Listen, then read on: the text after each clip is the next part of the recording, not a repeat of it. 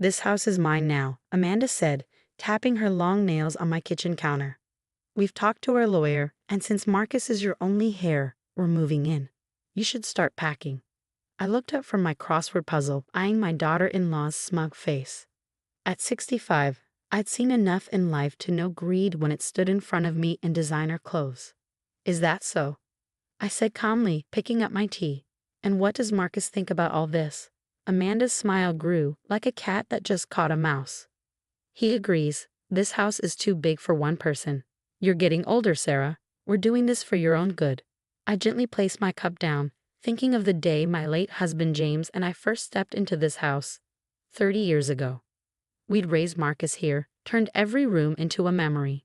Even though James had been gone 5 years, I still felt him in the garden he planted, the stairs he fixed, the stained glass windows he loved.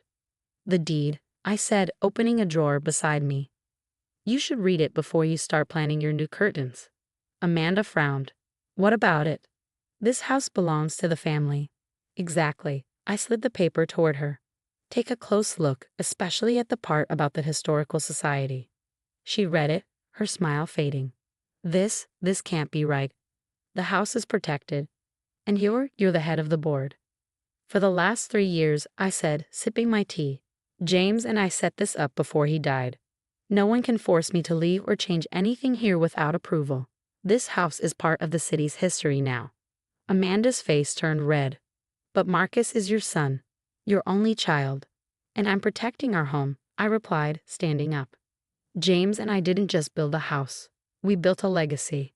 She gripped the deed so tightly her knuckles turned white. Marcus won't let this stand. When he finds out. When I find out what? Marcus asked, walking into the kitchen. What's going on? Amanda quickly turned sweet. Your mother's being unreasonable. She gave the house to some historical group instead of keeping it in the family. Marcus looked confused. Mom, is that true? It's still in the family, I said gently, but now it's protected for the future, just like your father wanted. But we were going to. Amanda began, but Marcus cut her off. Going to do what? You told me Mom needed help with the house. You didn't say anything about taking it. Amanda said nothing. I almost felt bad for her. Almost. Your father and I thought this through, Marcus, I said. This house is where you grew up. It's full of stories, memories. It's the fireplace where you hung your Christmas stocking, the window where you used to read, the garden where your dad showed you the stars. Marcus's eyes softened. Then a hint of guilt showed up too.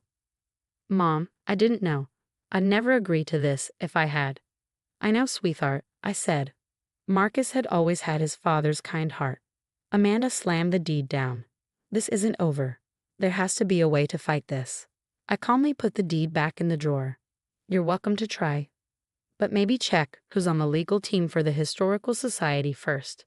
Isn't your father part of it, Amanda?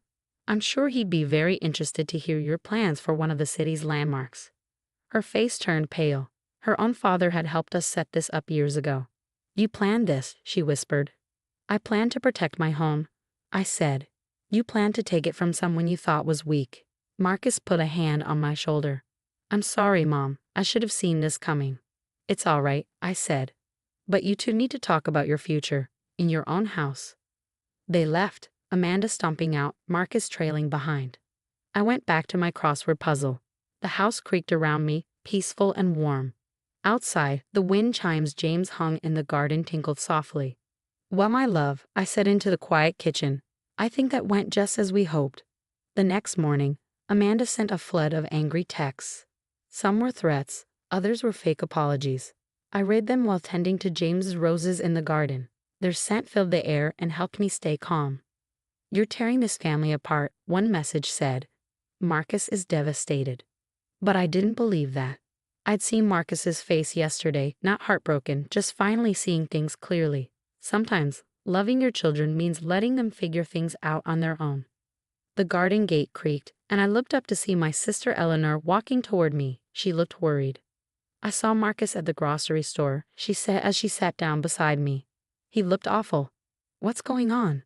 I set my gardening tools aside and sighed. Eleanor had been my support ever since James passed away.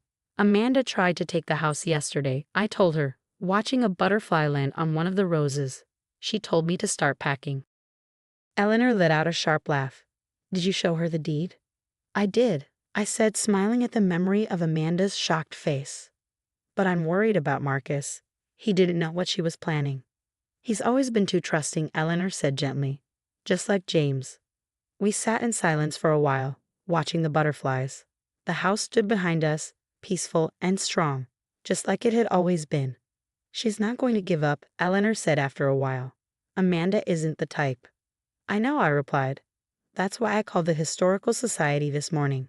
We're having an emergency meeting tomorrow to talk about strengthening the house's protection. Eleanor smiled. You're always a few steps ahead. James would be proud. The rest of the day was quiet, but in the evening, the doorbell rang. I looked through the stained glass panels and saw Marcus standing alone on the porch. Hi, Mom, he said when I opened the door. He looked tired and uncertain. Can we talk? I led him into the kitchen, the heart of the home. I made tea, James's favorite blend, and Marcus sat at the counter, running his fingers along the old wooden edge like he used to as a child. Amanda and I had a big fight last night, he said after a moment. She said some things about you and about the house. I didn't know she felt that way. I set the mug in front of him. His hands were shaking a little. People show us who they are, I said gently. Sometimes we just don't want to see it. She called you manipulative, said you planned all this to keep control. He looked up at me. But that's not true, is it? This was Dad's dream too. Tears filled my eyes. Your father loved this house, not just for what it was, but for what it stood for. Family, history, a place to come home to. When he got sick, protecting it became our last project together. Marcus looked around the kitchen at the old copper pots, the AGA stove, the window seat where he used to do homework. I remember Dad teaching me about the wood in these cabinets, he said. Amanda wants to rip them out and put in something modern. And what do you want, Marcus? I asked. He didn't answer right away. He held his tea in thought. I want to understand why I didn't see this sooner. Why I let her convince me that changing everything was the same as improving it. Love can blind us, I said softly. Your dad and I had to remind each other sometimes what really mattered. She's talking about divorce, he whispered. She says I'm choosing a house over her. I reached out and held his hand. It looked just like James's now, strong, worn, with the same little scar on his thumb from when he was young. It's not about choosing a house, I said. It's about respecting what matters to the people we love. Your father spent hours fixing this place, not because he loved old houses, but because I did. Marcus squeezed my hand. I saw the truth hit him. And Amanda wants to tear it all down just because she didn't get her way. You have to see that for yourself, I said. No one could tell you. He stood up and hugged me tight, like he did when he was little. I'm sorry, Ma. I should have understood sooner. You do now, I said. That's what matters. When he pulled back, there was something new in his eyes, strength, clarity, purpose. I should go, he said. Amanda and I have a lot to talk about. I walked him to the door. The stained glass cast soft colors on his face. This will always be your home, Marcus, I said. That's what your father and I wanted most. He smiled, really smiled. I know, Mom. I finally know. As I watched him walk through the garden gate, past the roses James had planted, I felt a quiet presence beside me. We did good, my love, I whispered. We did good.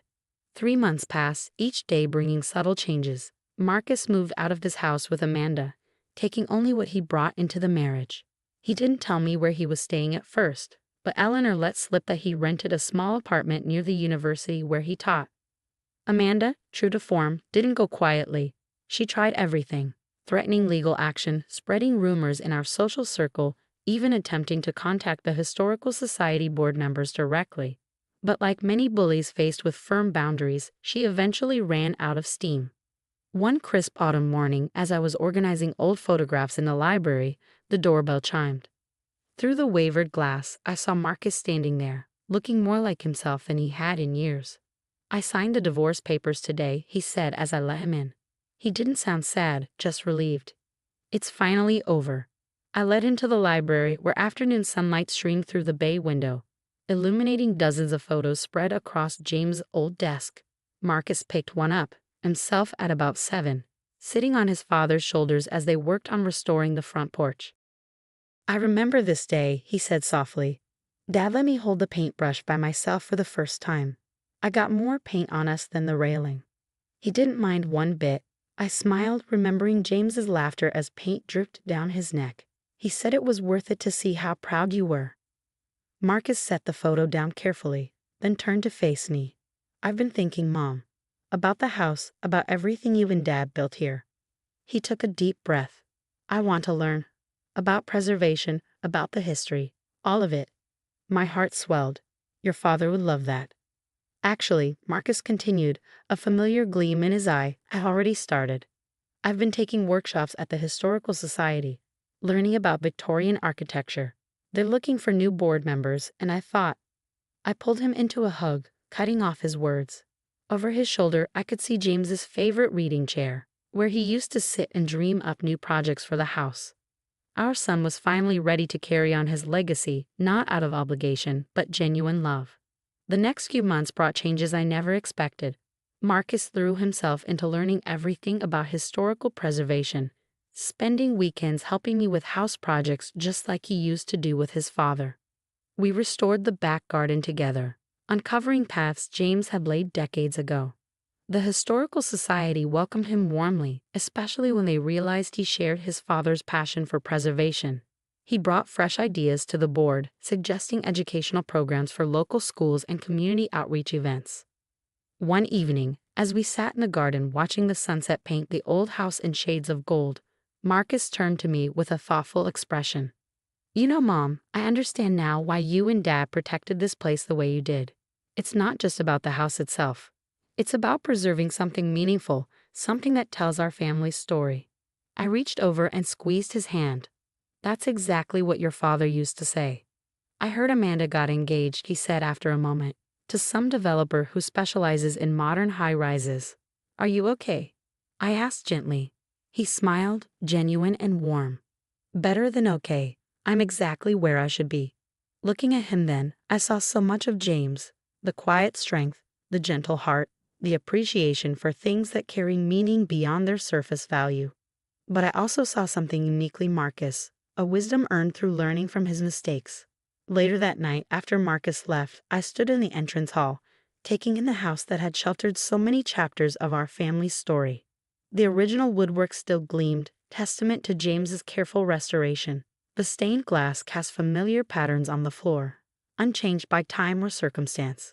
You were right all along, my love, I whispered to James's presence that always seemed strongest in these quiet moments. Our son just needed time to find his way home. As if in response, a warm breeze carried the scent of roses through the open window. James' roses, now tended by his son's hands. Some things change, I realized, but the things that matter most remain, growing stronger with each generation that chooses to preserve them. In the end, what Amanda never understood was that this house was never just about property or possession. It was about legacy, about family, about the stories we choose to protect and pass on. Marcus understood that now, and in doing so, he found not just his inheritance, but his true home.